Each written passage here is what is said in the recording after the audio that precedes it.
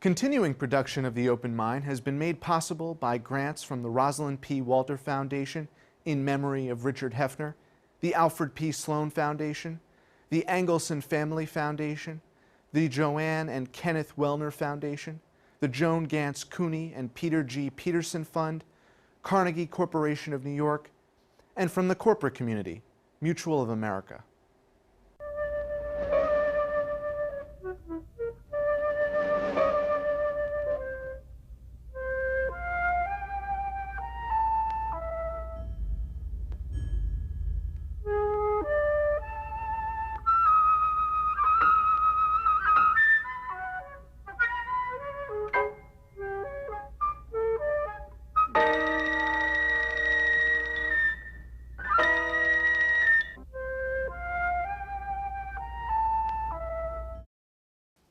I'm Alexander Heffner, your host on The Open Mind. We have a rare opportunity today to explore principles of entrepreneurship with one of the nation's leading and most innovative business leaders. Former chairman of Tribeca Flashpoint Media Arts Academy, Howard Tullman is the CEO of Chicago-based 1871, where 260 digital startups are building their businesses every day. He's also general managing partner of Chicago High-Tech Investors, an early-stage venture fund, and an adjunct professor at the Kellogg Graduate School of Management. As a tech upheaval shook the traditional media market and wider business arena, Howard Tullman was inventing dozens of internet-based companies, creating thousands of new jobs, and breeding a culture of honest entrepreneurship. In his regular Inc. magazine column, Tullman considers the high stakes and high demands of the contemporary startup venture. Intelligent device-driven interactions, Tullman writes, are key to greater productivity in a future that he says is exciting and still challenging and constantly changing. Tullman describes the cornerstones of his philosophy in 3 Ps: purpose, perspective, and proportion. And while he's bullish on the value of a metric-driven economy to spur growth, Tullman understands the importance of real knowledge. Not knowing isn't a bad excuse anymore. It's a death sentence for your business, he writes. So I want to begin by asking this business titan, when leaders in the community are drowning in so-called strategy, how do they mine the maze of today's information culture?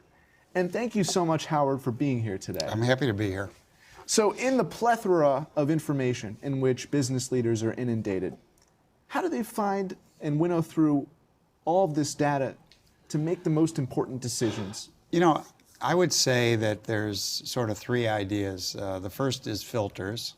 We get 800 to 1,000 emails a day. Obviously, we try to be responsive, but filters help a lot. So the idea of filtering what's inbound is really critical in terms of the glut of information, just as you say. The second one is triage, which is to absolutely prioritize what you can pay attention to, and nobody can be all things to all people. Nobody can be a mile wide and an inch deep. You really have to pick your shots and go deep on a few things and really sort of focus your attention there.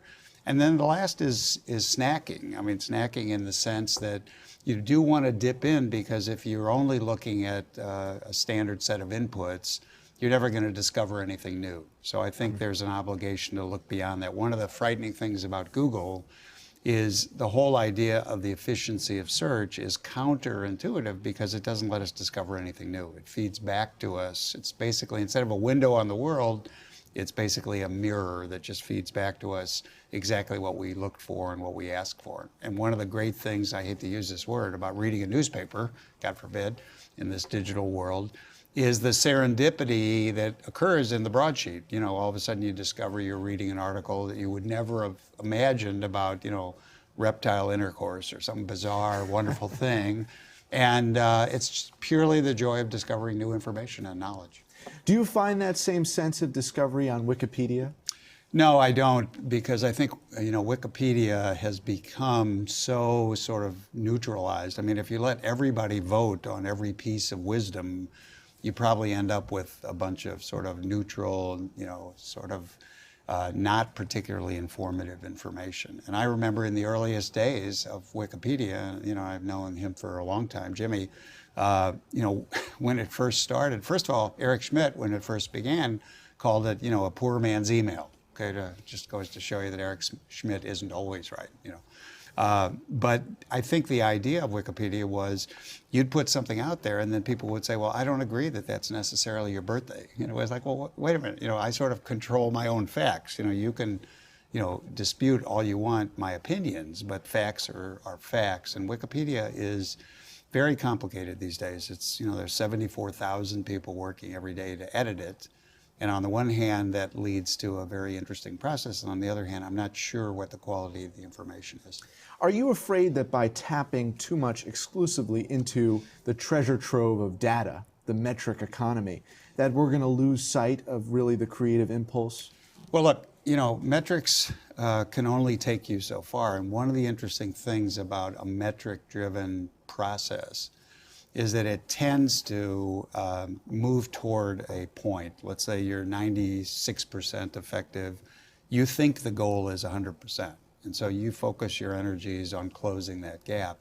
What you don't understand is that the game might be 150%. And so if we're too focused on metrics and on that kind of measurement, we never think about disruption. We never think about sort of leaping the gap or innovating in new and different ways. So I think we can definitely be sort of misled to being too limited in our thinking by too much of an emphasis on pure metrics. Now, having said that, I would tell you as well that in education and in healthcare in particular, the two words that you're going to hear for the next decade are going to be transparency and efficacy. Today, in the world we live in, because we can measure virtually everything, there are no excuses. There are no places to hide. We say that today there's a guy named John Wanamaker a million years ago who said that half of his advertising was wasted. He just didn't know which half. Okay, today it's shame on you if you haven't figured out how to measure the efficiency and the bang for the buck that you're getting with any kind of communication. And having said that, I think that what's really going on is if you're doing traditional advertising these days, that's sort of a penalty you pay for not being inventive and creative. It's one thing to measure your success by efficiency. It's another thing to measure it. Well, efficacy is different from efficiency.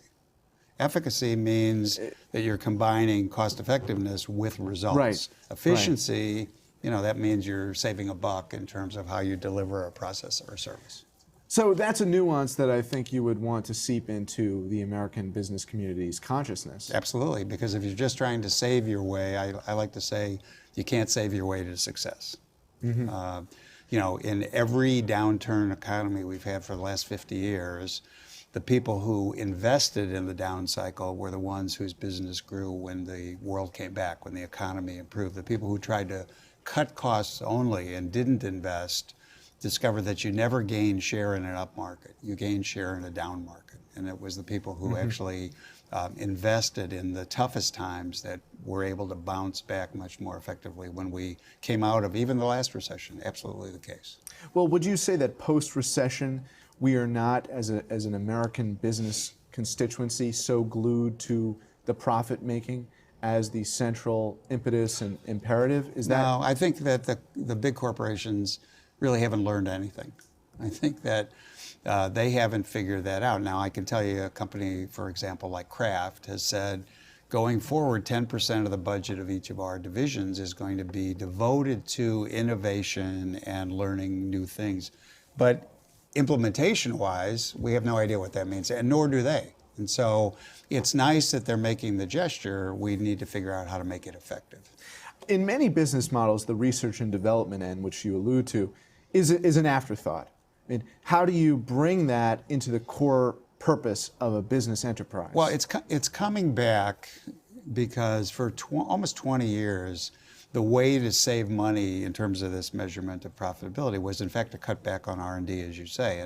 And particularly in the CPG area, consumer products, if you don't invest in replenishing your new product offerings, it's about a 5-year cycle, in which case your products start to stall out on the shelves. And if you're not bringing new products, you're going to discover that you're screwed in terms of that. So The smartest companies are doing R&D. It's coming back. They're trying to do that. But here's what I would say about that whole score, and that is that the M&A is the new R&D, because M&A has the charm of being off balance sheet. You know, you sit back and you have a pile of money, but you don't have a lot of good ideas, and you look at a place like 1871, and by the way, we now have 280 companies, because on any given day, our statistics only last like through the end of that day.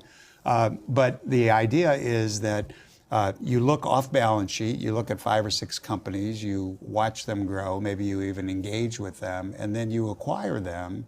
And as a result, you haven't increased your payroll, you haven't increased anything. And even if you invest in them initially, that's not something that punishes your P&L. It gives you a look over the horizon to new ideas and new changes that are coming down the pipe.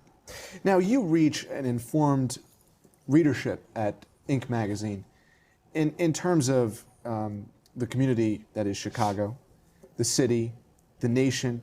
You identify in one of your columns, one of the greatest obstacles, you say, to progress is this idea of ignorance. You say it will lead to a kind of oblivion.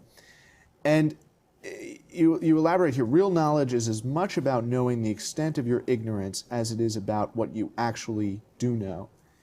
And I highlighted this passage in particular because it seems to me that what is going on in 1871 is the exception. It's not the rule.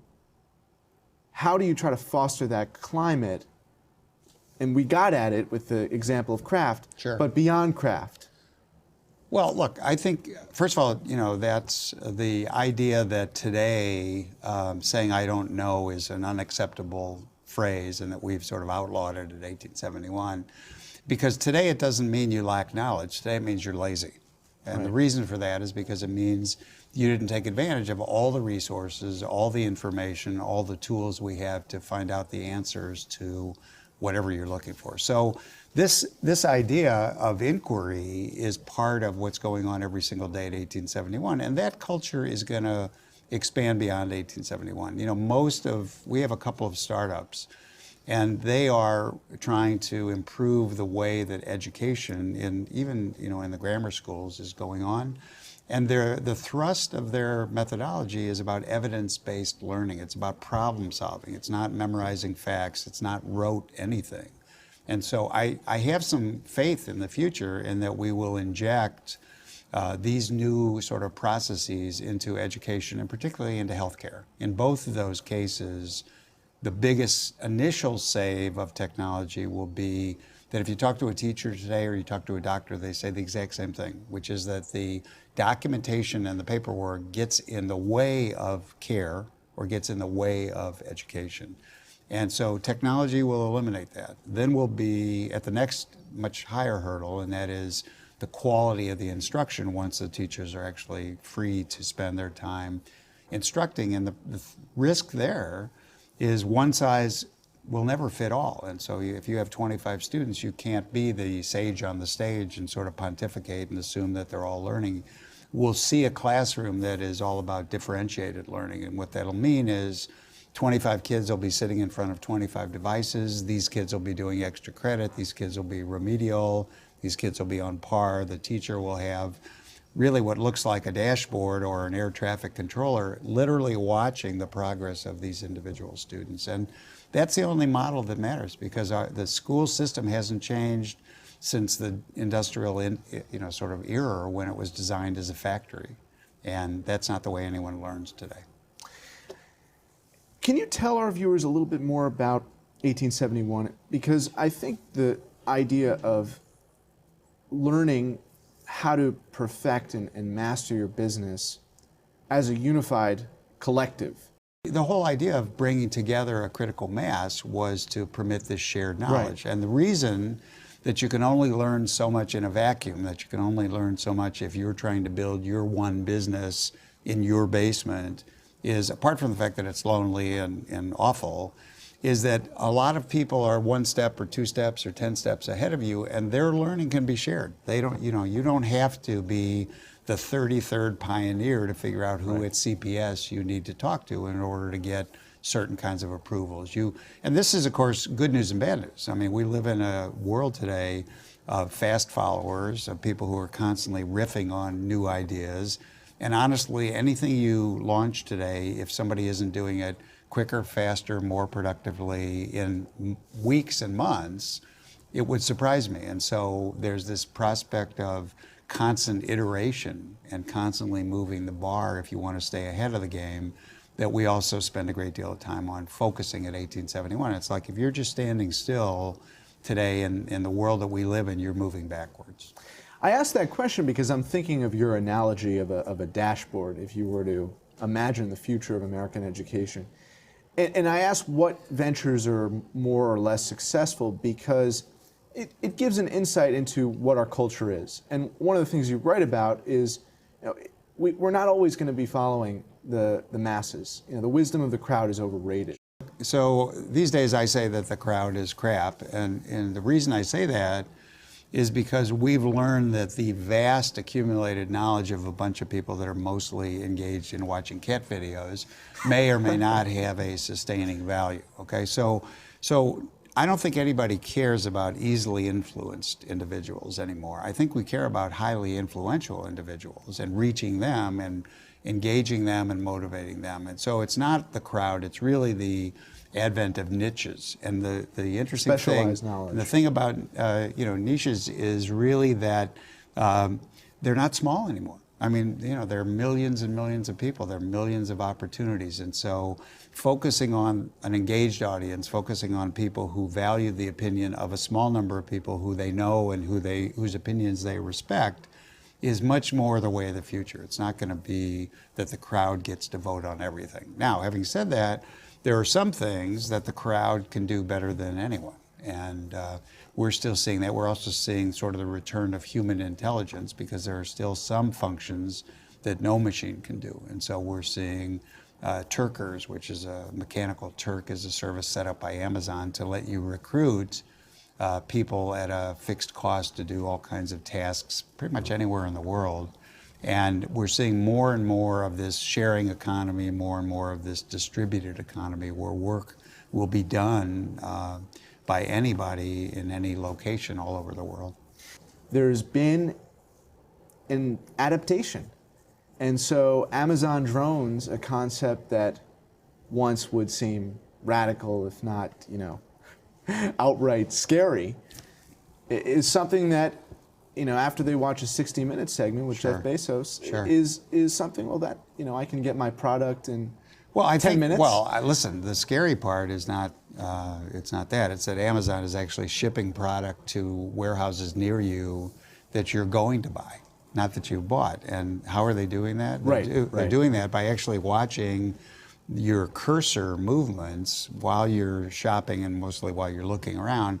Do you take ethical objection to that? Well, first of all, I call that digital drooling, okay? Because that means that I'm sort of about to buy something, but I haven't. What they then do is accompany that by an incentive, a coupon or something that says you can have it tomorrow morning. And if you don't think that we live in a world of instant gratification, we absolutely do. So I'm just writing about this as we speak on a slightly different note, which is when you talk about the drones, when you talk about the Dash Wand, which is an Amazon tool that lets you automatically reorder something you're about to throw away, and you scan it and it'll add it to your grocery list that Amazon will ship to you, every week. One of the things that's really interesting is better than 70% of our grocery basket every month or every week when we go to the grocery store is the same. And that's a setup for something that is ideal for Amazon, which is if I'm going to buy the same thing every week, why bother going to the store, right? Why bother doing anything if I can have a scheduled replenishment program? And the 20% or whatever the number is that we newly discover and that is discretionary, those are opportunities. But what that tells you is that if big box stores, if traditional retail doesn't want to simply be a showroom for Amazon in the future, they're going to have to engage us in new ways. And they're going to have to engage us in two interesting ways. Number one is discovery. And if you go into Costco or Walmart, they have first of all, they brought back entertainment as shopping, certainly for husbands. But the other thing that they've done is they have a rule that the end caps will never be the same, 2 weeks in a row. And the idea is to convince you that there's a lot of novelty, there's a lot of new things. That's not even the most important driver. I mean, the new behavioral driver is FOMO, and FOMO stands for fear of missing out.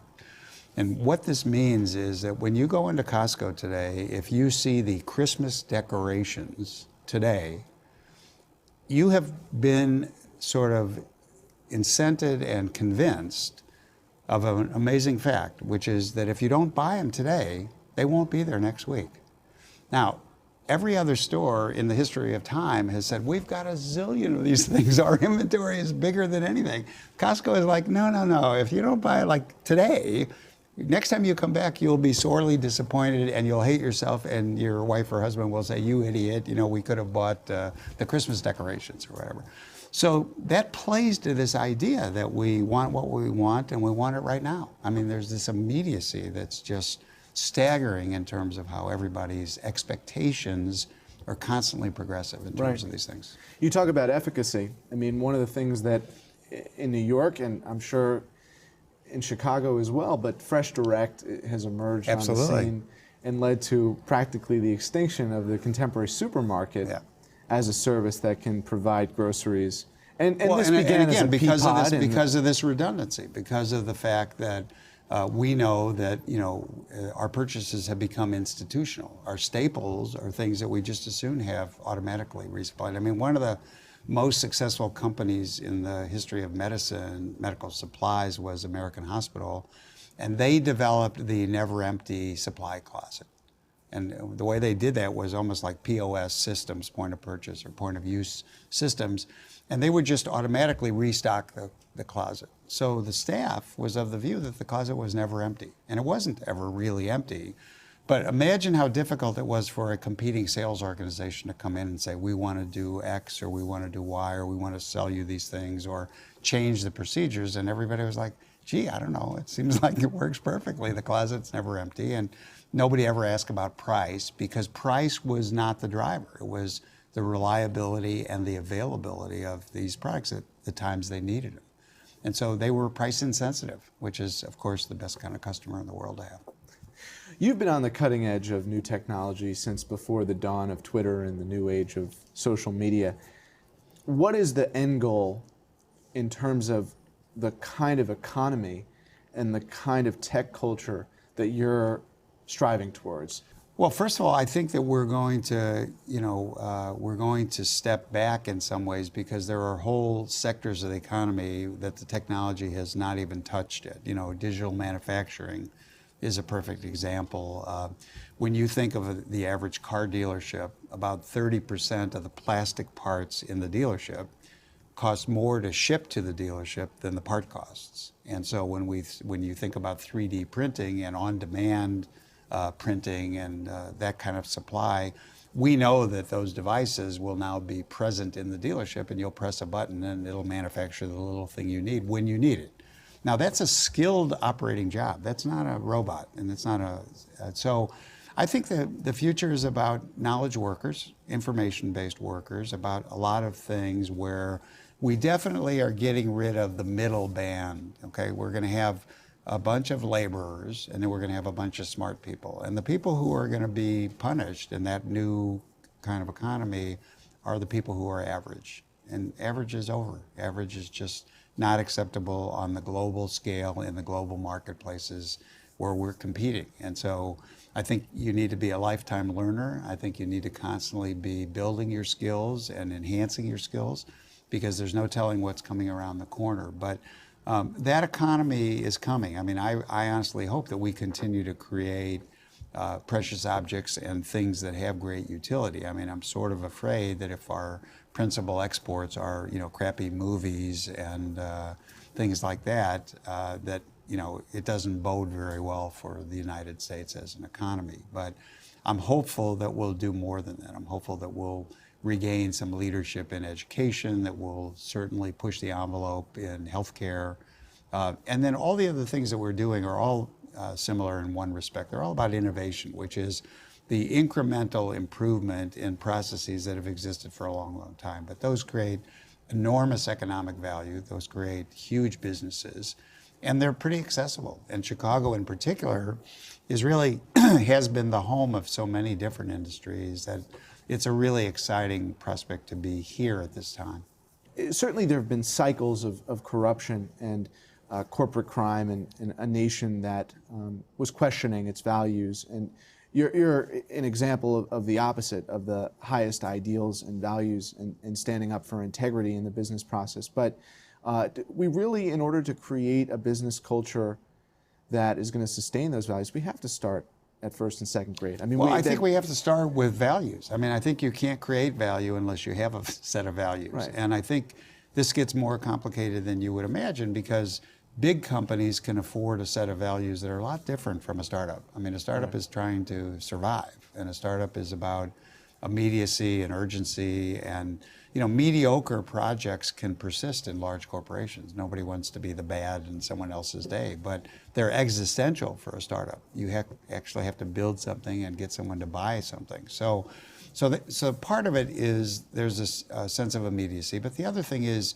what we've said at 1871 is, if your dream is just about making money, you're in the wrong place. If it's about making a difference, making a real contribution, then that's somebody we want to talk to, and that's where we're really focused. Howard Tullman, thank you so much for being on the Open Mind today. Happy to do it. And thanks to you in the audience. I hope you join us again next time for a thoughtful excursion into the world of ideas. Until then, keep an open mind. Please visit the Open Mind website at 13.org/openmind to view this program online or to access over 1,500 other Open Mind interviews. And do check us out on Twitter and Facebook at Open Mind TV for updates on future programming.